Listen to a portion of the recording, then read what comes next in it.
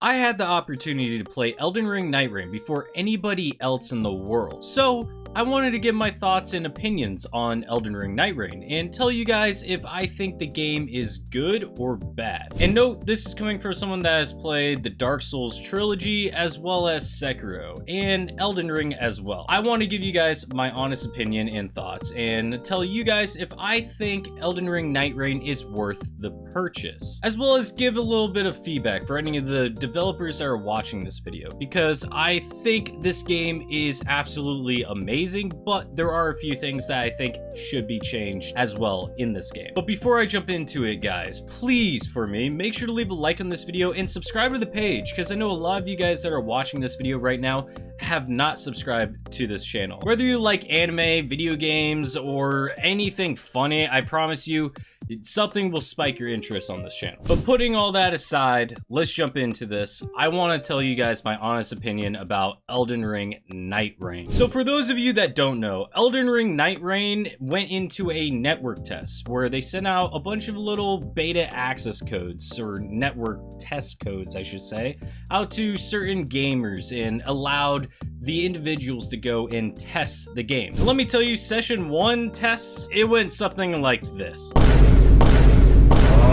Now note, this is FromSoft's first attempt at trying to create a fully online game, and nothing like Elden Ring or any of the other Dark Souls, where it's more of just placing down an item and trying to summon in a person or an individual. This game is fully online, and it enables you to play with your friends seamlessly with a co-op experience. But what I want to start off and say is what Elden Ring NIGHTREIGN is truly as a game. And what Elden Ring NIGHTREIGN is a roguelite. And this is coming from someone who's never played a roguelite in his entire life. I don't even know what a roguelite is. My friend Spencer had to explain it to me multiple times, and I still don't get it, okay? I don't understand the appeal for it, but whatever. Needless to say, Elden Ring NIGHTREIGN is basically a roguelite. And if you're someone like me that has no idea what a roguelite is, and if you're expecting a Elden Ring experience, let me tell you, it is a little bit different. The mechanics, however, are almost identical to Elden Ring's, but better. The movement feels smooth. The running is adjusted from the B or circle button to almost like a running sprint with your analog stick. This game feels fully revamped, and it feels so much better. Like, the developers really sat there and tried to make this game as smooth and fluid for any player that wants to play online with their friends. And I don't want to put this past anyone. Yes, the bosses and the gameplay mechanics are just like anything that you experience in Elden Ring or any other Souls-like game. But what really makes this game stand out of the entirety of the Souls game genre is the fact that it's almost like a battle royale system. And no, it is not a battle royale. I want to state that right now. I know there are a lot of comparisons online to Fortnite and I don't know, PUBG, anything like that with a closing in circle.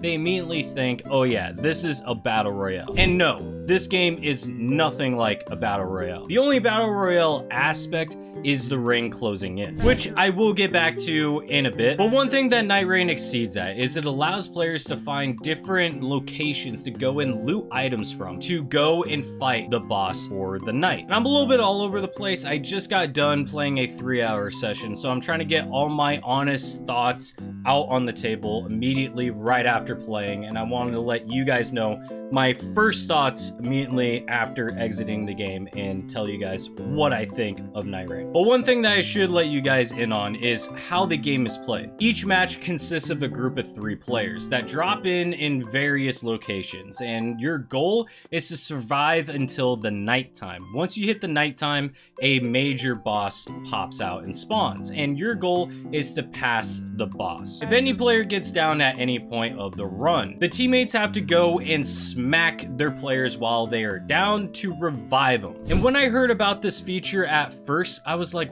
why would they do that? However, I find it being kind of fun and difficult. Let me explain. When you are in a intense boss battle, having to go over and decide to either smack your teammate or smack the boss, it really adds another layer of depth to the game. Players have to find some kind of new tricks and skills to not only save their players, but also save the run. For example, players can use their magic spells and try to cast spells across the grass field and hit their down teammates and try to revive them that way. Or they can use their swords and go in and whack them and give them a good old bonk on the head. But one thing that's really cool about NIGHTREIGN is every time you drop into a match, you get to choose a selected character, which is basically your character for the entirety of the run. While other Souls-like games allow you to change your character's appearance as well as their build throughout the entirety of the game, NIGHTREIGN's building aspect is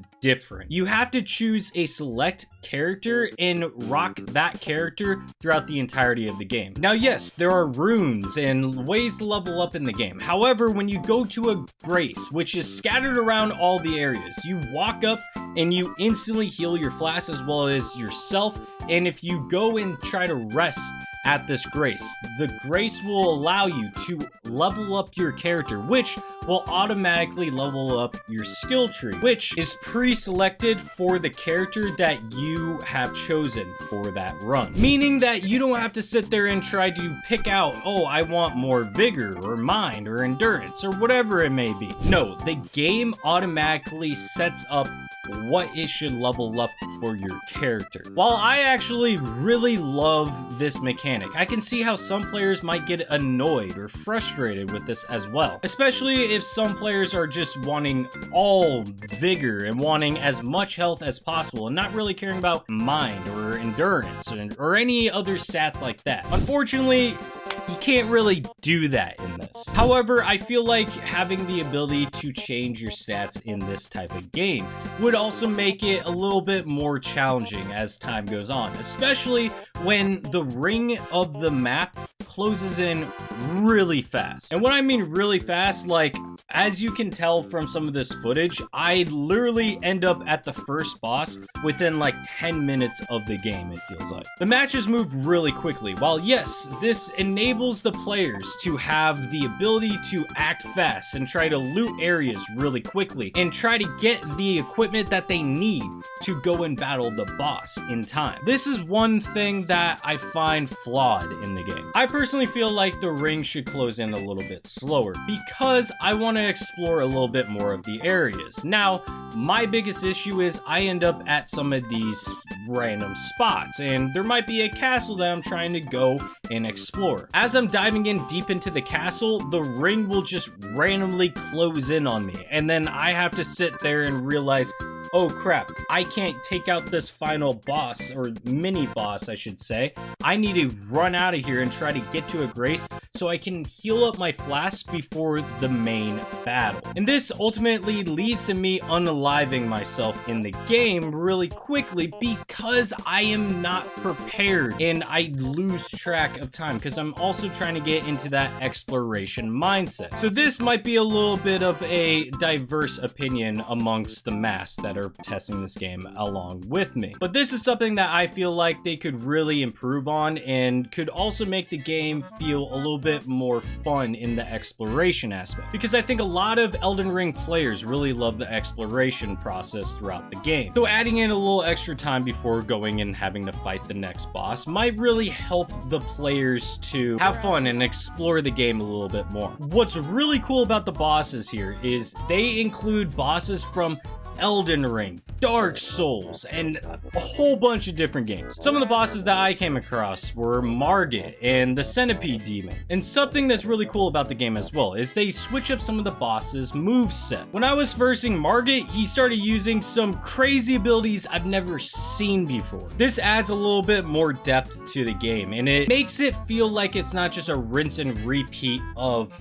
Elden Ring, just thrown into a co-op experience. The other thing that's really cool is that there are some merchants that you can find around the area, and you can buy items from them, including staffs, weapons, and some consumable items that can help you throughout your run. And a lot of the different items that you find have different ashes of war placed onto these items. One of my favorite ashes of war I ended up finding in the game, which was Lion's Claw. However, the one thing that I noticed, by the time you get to the first boss, some of your weapons or attacks seem a little bit weak. And this is something that I have to test and play more throughout the rest of the different sessions for the network test. But from what I have experienced is if you don't level up your weapon at the armament station, you end up becoming pretty weak when you're going up against different bosses. And this can be solved in one of two ways. One, as I was stating before with the ring of the circle closing in, maybe you can turn down the ring closing in bit and make it extend out just a little bit longer. So it allows players to have more time to explore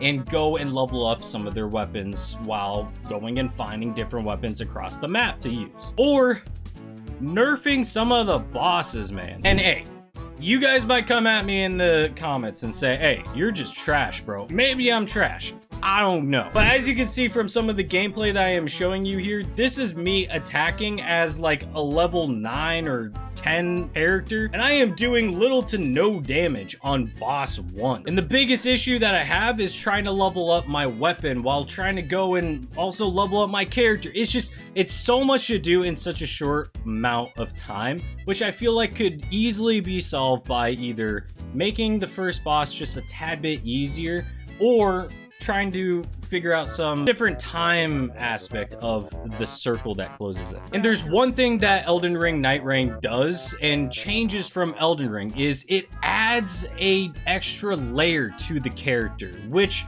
enables the character to have a ultimate. Now, each character has a different ultimate set, so there are a couple characters here, so let me try to give a little bit of a rundown for what each ultimate does. First up, you have the Wilder class, which is almost like a knight. His ability is a high damage and a high stagger explosive shot, as well as his second ability, which is a grapple hook. And the grapple hook you can use in a variety of ways, either pulling enemies towards you, or you can use it to traverse across the map really quickly. Next up, you have the Guardian, or what some might call him is the Eagle Man. The Eagle Man uses a whirlwind attack which launches up enemies into the sky, as well as his ultimate ability, which allows him to fly up in the sky and slams down and causes an AoE damage effect. Next up, we have Duchess, which is an assassin class. The Duchess uses a quick step dodge ability, as well as her ultimate, which allows her to go invisible, as well as her allies, where you and your allies can sneak up behind enemies and do sneak attacks, or just sneak up on enemies in general and attack them. Whereas her other ability does the exact amount of damage of what you have placed on an enemy and basically doubles it down. So for example, if you go and attack an enemy and you use this ability,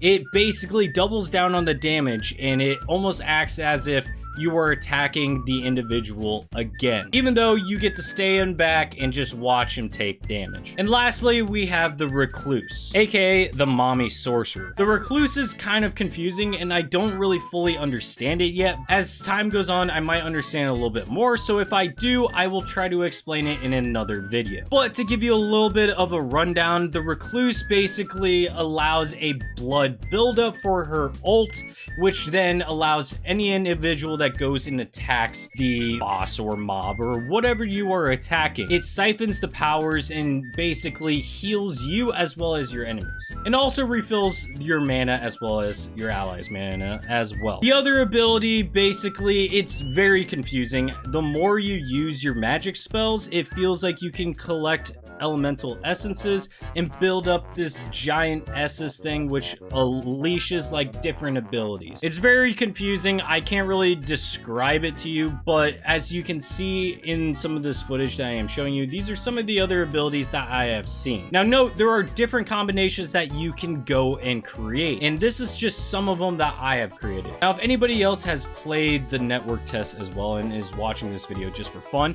if you have any knowledge on the Recluse, please leave a comment down below, because I would really love to fully understand the mage as well. Now no, I've never really been a sorcerer class in any Dark Souls or Souls-like game, so I'm just bad with that class. All of it's just really confusing to me. I just like getting big sword and bomb. But overall, my favorite classes are either the Wilder or the Duchess, because I think the Duchess is just super quick for the attacks, and honestly, she's kind of fun when she goes invisible as well. But overall, man, my honest opinion with NIGHTREIGN, I love this game. I honestly think there are a lot of things that are really good about the game, and there are a lot of things that need improvements. But that's what's really nice about this being a network test. These are things that can be changed as time goes on and before the game fully releases. The movement is great. The wall mantling and jumping, amazing. Now, one thing that I was kind of confused about, I thought there was Sekiro blocking in this. And hey, I'm just saying from what I've seen from the trailer, I thought there was a Sekiro kind of parry aspect, you know what I mean? I haven't really seen that in the game so far, which has kind of bummed me out because I'm a giant Sekiro stan. I love Sekiro. It's honestly probably one of my favorite Souls games of all time, if not my favorite Souls game of all time. But hey, maybe there's a class or a character that is going to come out with the Sekiro abilities.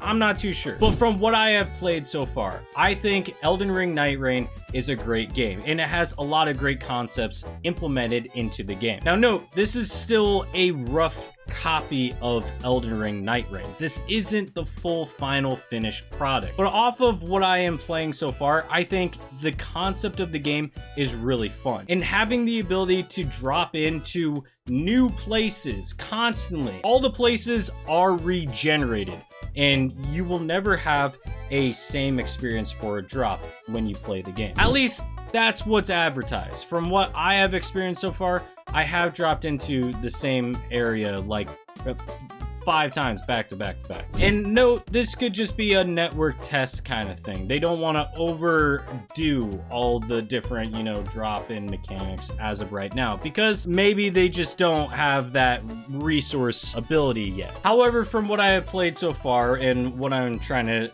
go for is, I think the concept of the game is really fun. Do I think people should go out and go buy the game? I think so. Personally, I think the game is worth it. I think you and your friends having the ability to go and drop in and battle a bunch of different bosses is worth the purchase. And I feel like they have the ability to really make this game something special as time goes on, if they incorporate different things down the road as well. As long as they can make the game not feel repetitive, I think this game is a really good staple point for the franchise overall. And I have seen some beef online with some people saying, oh yeah, Miyazaki has sold out and he's just basically trying to make a quick buck off of all the fans and trying to make some Fortnite ripoff. No, this game is not like that. But overall, I have had a lot of fun with Elden Ring NIGHTREIGN. Based off the second session that I have played, I have had 0 network response issues. So it seems like all the issues that they've had have been somewhat resolved, if not fully resolved. If you guys enjoyed this video, if this kind of gave you a little bit more of an insight of what Elden Ring NIGHTREIGN is all about, and if you guys are happy with it, or if you guys are kind of bummed out with some of the things, please let me know down in the comments below. And if you guys have any questions about the game, let me know down in the comments below, and I will try to answer every single comment. Because I know the feeling of trying to figure out if a game is worth the purchase, and I want someone to just tell me everything that they can when they go and watch a video. So, and I know a lot of content creators just don't answer all the questions. You can comment on this video. I will answer every question and try to give a full feedback response on what I've experienced in the game. If you guys want to see a full gameplay version of this, make sure to go to our second channel down in the description below. You can go check out our VODs channel where you can see all of our live streams uploaded in the best quality, and you guys can come check that out as well. I will be trying to live stream all the NIGHTREIGN tests, so over the next few days, if you guys want to go check it out, make sure to also go subscribe to my, or follow my Twitch channel as well. Until next time, guys, I'll catch you in the next one. Peace.